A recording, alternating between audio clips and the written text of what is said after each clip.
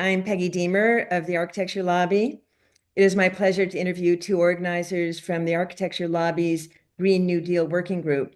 It seems appropriate to interview a group from our own organization because they have been particularly proactive using their organizational skills to put forward climate justice policies at the local, state, national, and transnational level.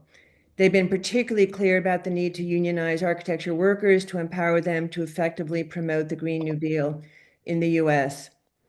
The Green New Deal has members throughout the US, but today we have two members from New York City. Welcome, Josh Barnett and John Flynn. It is a pleasure to meet with you today. You are both organizers from way back, and I admire you both greatly. I'm going to run Thank through you, three or Peggy. four questions, some of which are personal, others which are organizational. Let me know as we go if you want to diverge, but otherwise, I'll just start. Uh, so how did you each individually come to recognize that you needed to take group action to promote climate justice and support the Green New Deal? Sean, do you want to go? Sure. For me, actually, climate came first. I was flirting with activism in the art space, some climate after 2010 and in the wake of the recession of 28. And when I connected with the lobby, it felt like this was the best path to learn, to focus, to amplify my concerns about the status quo, and business as usual, which is a way of describing the climate rejection of climate change, but it's also a way of describing the architectural space as well.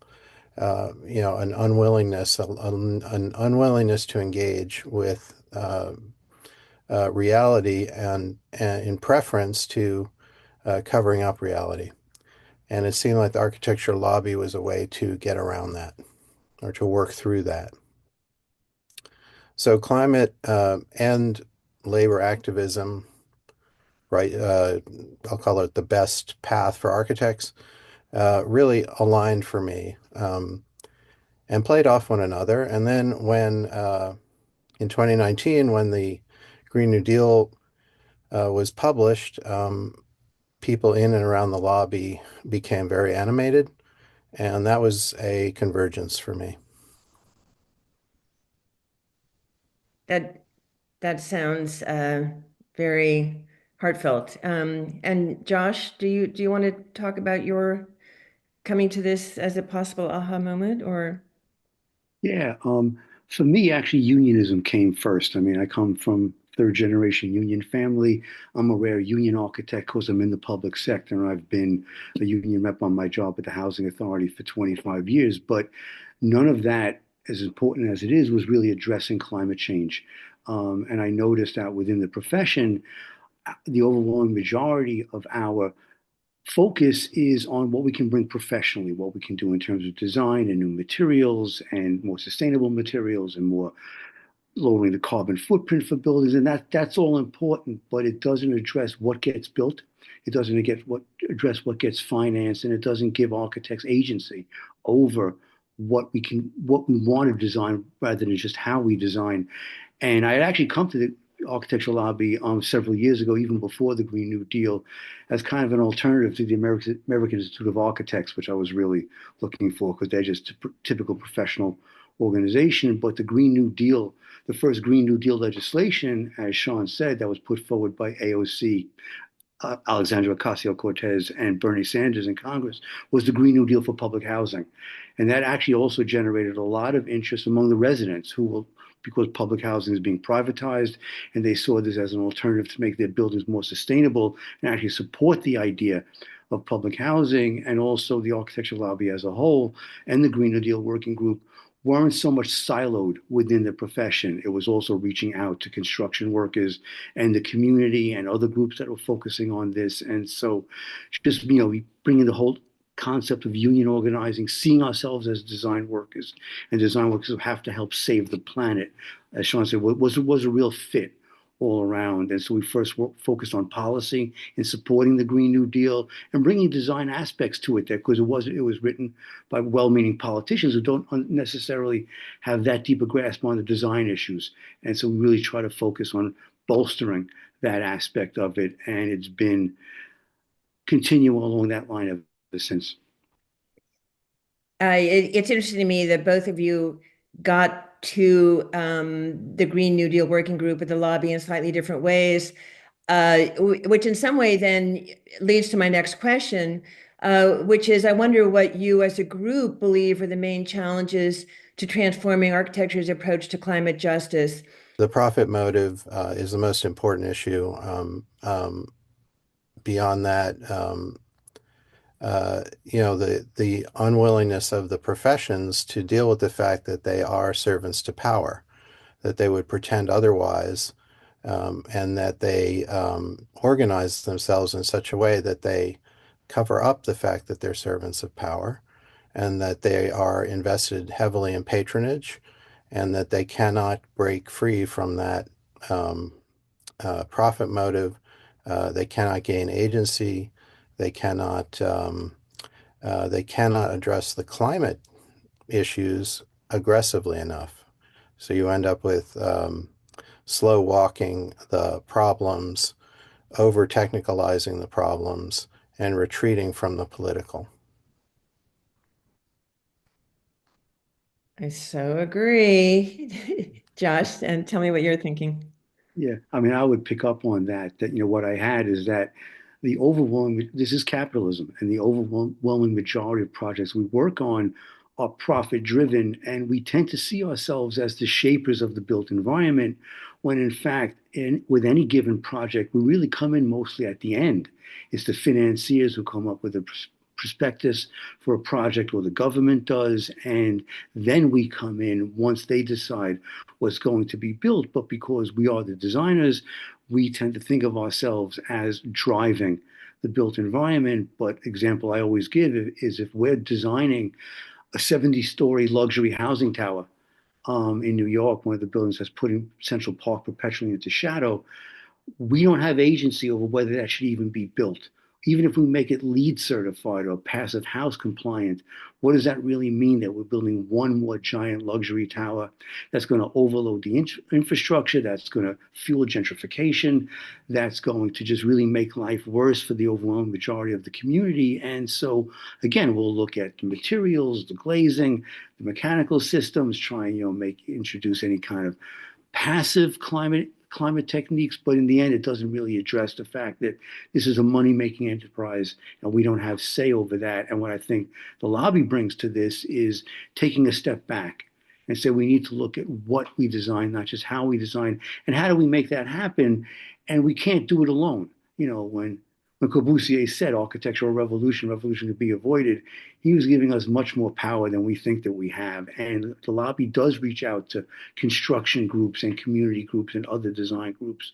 And it's just building those coalitions is a real positive step forward from breaking out of the profession as siloed as it is, and therefore limits how we can actually address climate destruction.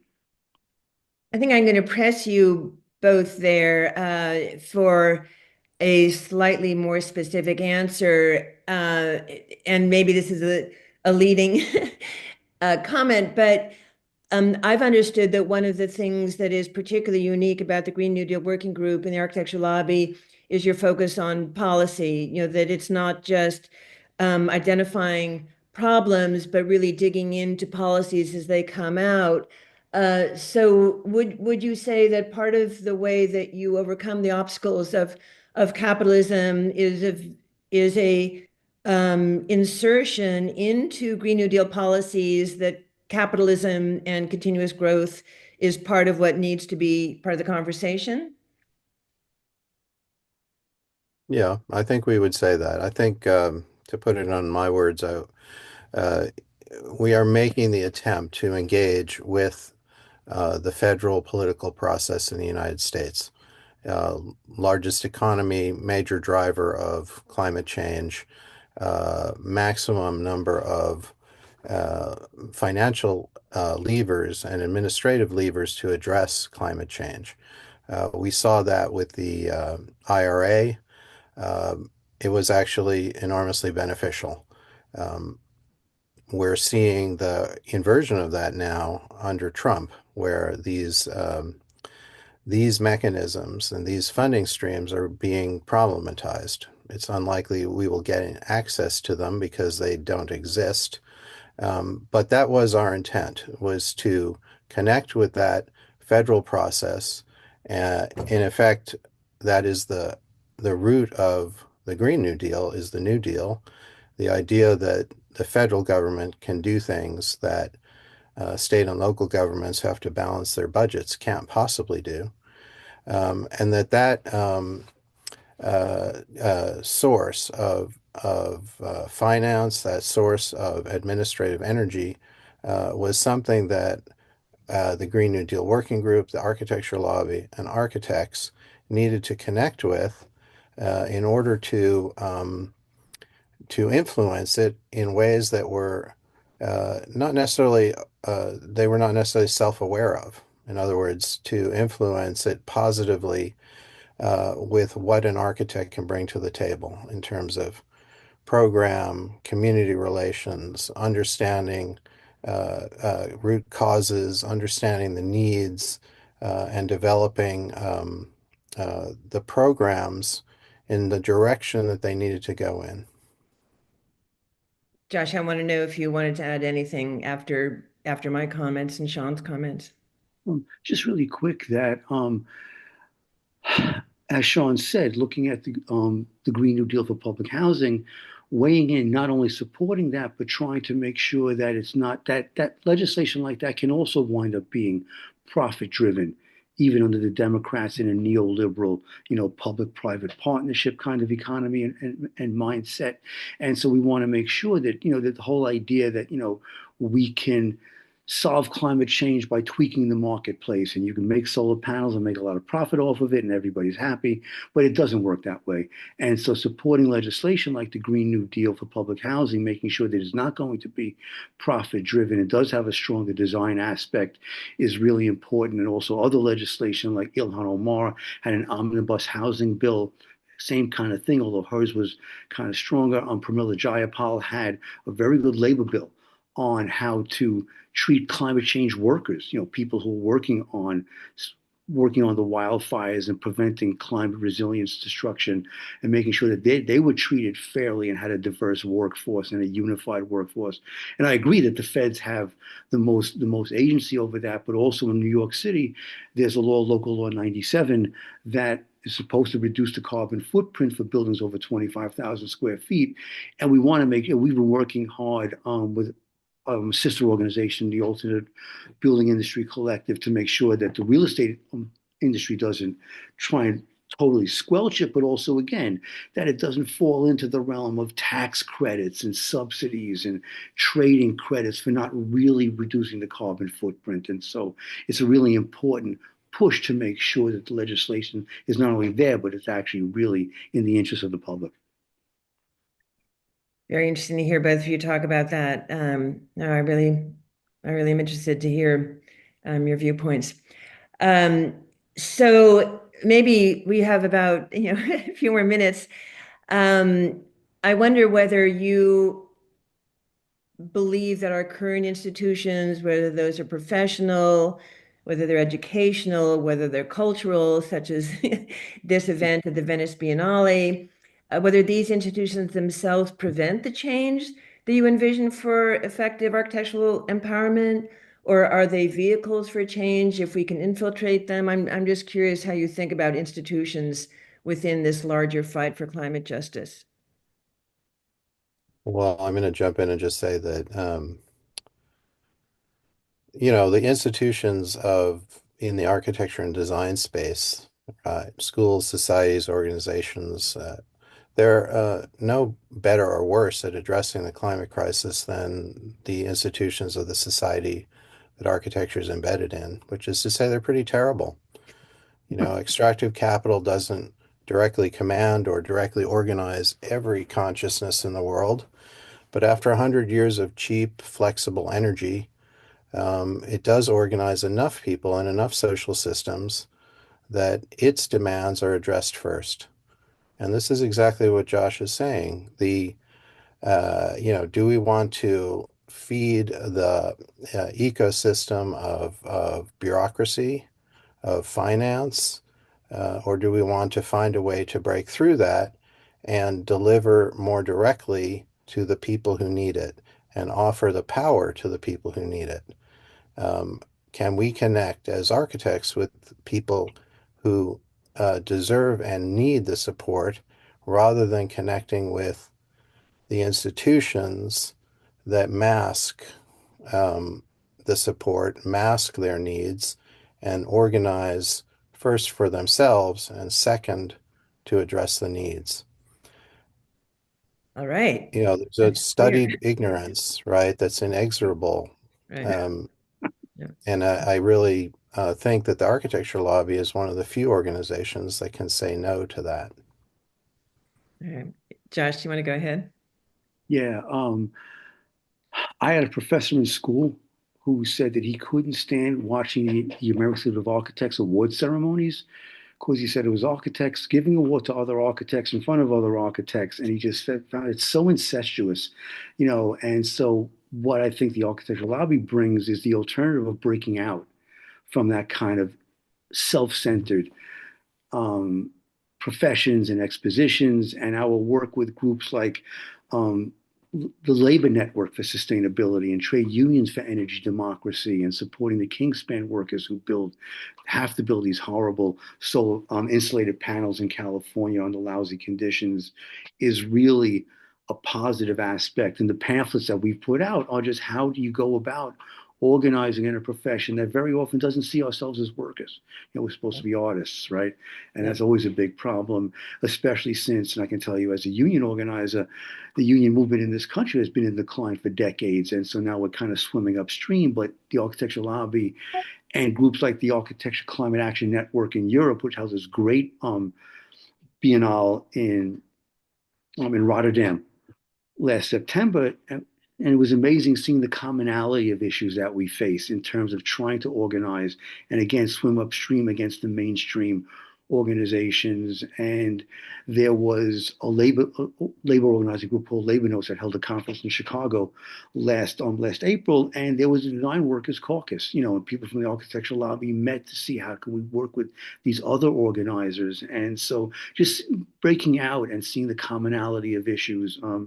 Especially resonates with me as somebody who worked in construction after I graduated from school. So, trying to, our buildings don't spring up by magic. People actually build them, and building ties, especially with that, who are faced by the same constrictions on the capitalism as we are, instead of having to take any job to pay the rent, is really strong.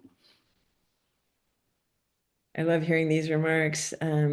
And I really appreciate both the passion and the commitment and the organizing skills that you two bring to this and to this conversation.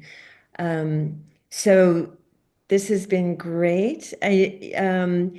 If you have a one sentence comment that you want to bring to this that hasn't been brought up through the questions, now's the time to do it. One sentence, or tell me you're ready to go. One quick sentence: don't waste your time. Try to build networks of mutual aid and support that are focused. Don't assume that any people or organizations that are leading are actually going to lead. It may be you. It's down to you, or assume it's down to you, and make those connections to find out the best way forward.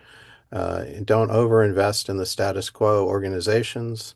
Evaluate the time and money that they use to reproduce themselves and see whether that actually makes sense for you, um, and what you need, we need to do. Fabulous. And Josh, do you have a one sentence thing that needs to get out there? Again, building on that, just recognize that you're not alone.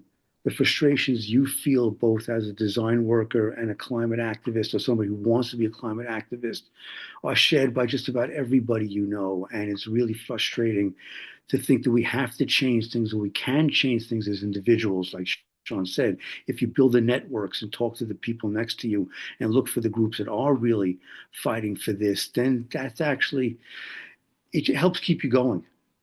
Just to know that there are other people, other groups that are working around this, and just seeing again in this country, the grassroots response to what's going on in Washington is, it sucks that it has to happen, but it is happening, and it is really so. The people who are reaching out and bonding together is, you know, just again is helps you recognize that you're not alone in what you want to do, and the other people there to help you do it.